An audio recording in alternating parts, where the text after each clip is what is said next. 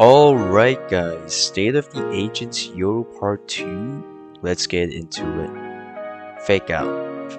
Fakeout, an ability that currently directionally mimics the sound of Yoru's footsteps to mislead enemies, is now a full copy of Yoru that runs forwards and when damaged, explodes and debuff enemies.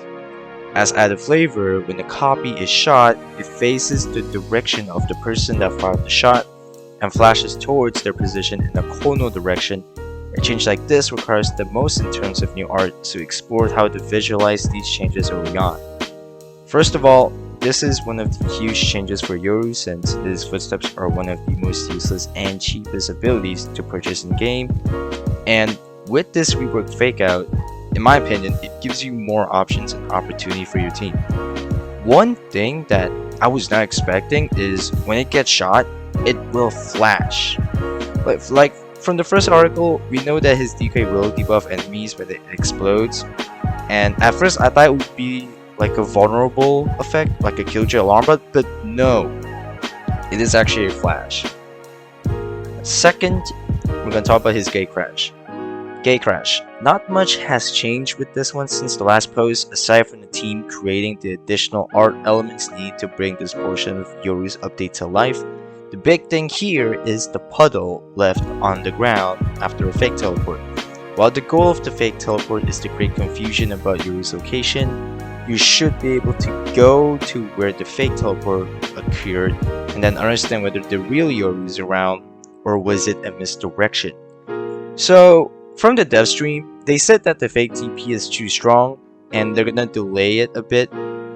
And I thought they're gonna remove the fake TP, but turns out the way they balance it is to add a puddle to the ground, letting the enemy know whether if it's a fake TP or not. Aside from that, I do think this fake TP has the potential to create some mind games as long as the enemy hasn't seen the Gatecrash. And overall, I like his new well-improved Gatecrash in Act 2.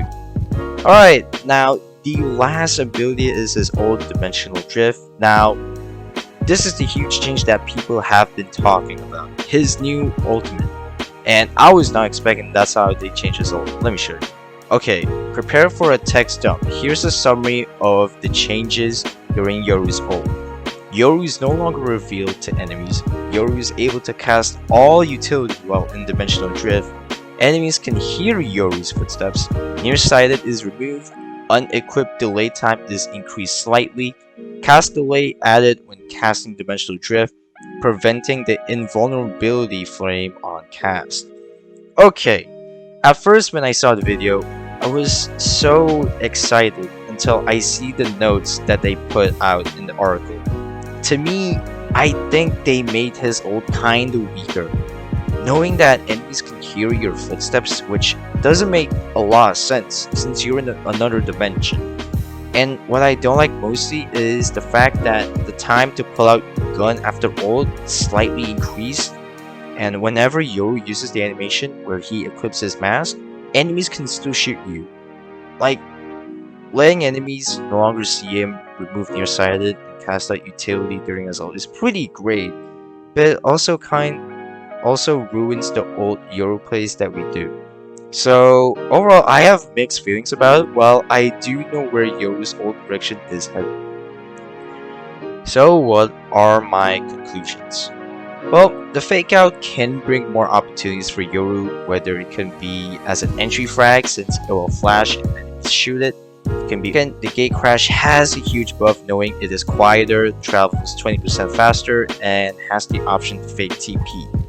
And his new ult, while we can't do our old Yoru plays most of the time, but the direction that I understand what they're pointing at is it basically creates more chaos to the enemy team since you can cast his utility during ult.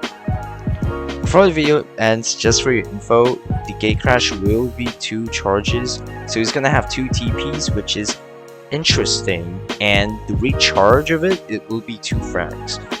Notice on the map from the enemy's POV, it doesn't show Yoru on the map. I'm guessing this is still work in progress, and I'm surely hope they will show Yoru on the map from enemy's point of view if they see the fake. If not, This decoy is going to be underpowered, and enemies can tell which Yoru is fake or real. But don't worry, all these changes are still work in progress, and these are not final. So yeah, that's all I got for now.